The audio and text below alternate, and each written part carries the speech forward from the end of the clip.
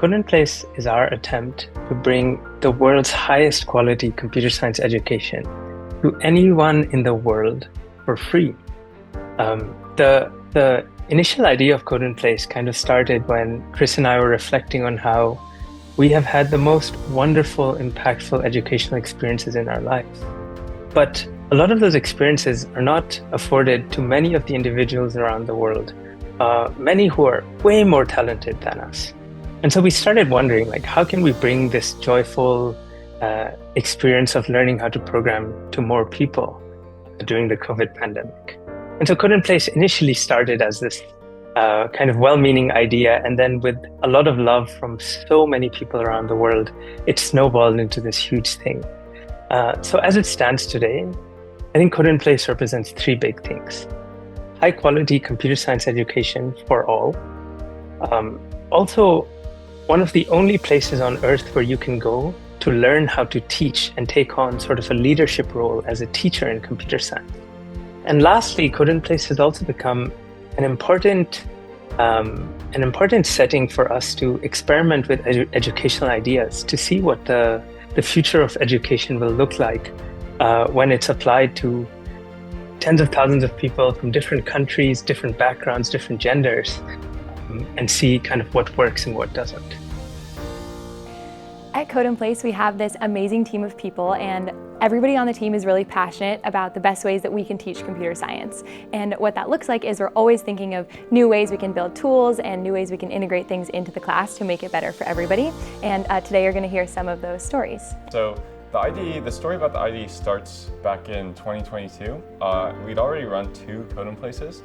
We decided for this third Code in Place that we wanted to make our own platform. And so this requires a lot of development work behind the scenes.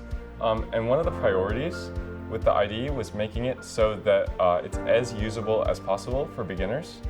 A common friction point for people just starting to code is that downloading the IDE and setting it up on your device is pretty difficult. So we wanted to make it sort of plug and play. And part of that is that the code runs in the browser. So all the student has to do is go to the website, and they're able to write and execute their code in the browser.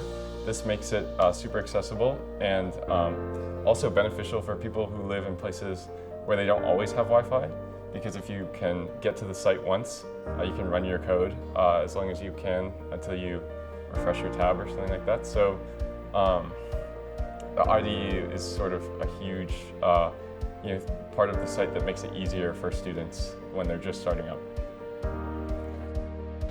Because we have control over the IDE, we could also try to improve error messages. So if you've ever run a program, you have probably run into an error message, and standard Python error messages say a bunch of things about like the type of error and the line number, but it can be really confusing, especially for somebody learning to program.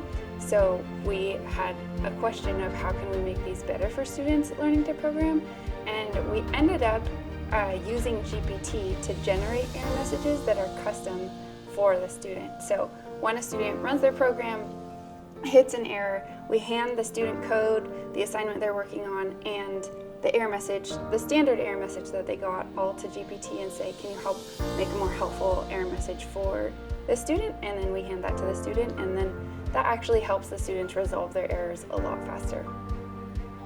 So one interesting feature in our IDE is the ability for students to handwrite code, then take a picture of it and upload it to our servers. And this is really helpful for students who don't always have access to a computer. Some students live in places where they might not have Wi-Fi all the time, or they share a computer with other people. And so being able to work on the problem offline is a super helpful ability that they have, which can help them continue the course in a way that's as effortless as possible. One challenge with online courses is for students to stay motivated to keep going and complete the course, because you don't have the same social pressure or energy from your classmates as when you go to in-person classes. And so one great part of Code in Place is that we actually have sections where every week you meet in these small groups with your peers and a section leader, and that hopefully motivates students to keep going. And we actually, in comparison to other online courses that struggle with students dropping out and only like 5 to 10% completing. Ours has been, over the years, gone from over 50% completion rate to 70% completion rate, and we're just going to keep trying to make it better.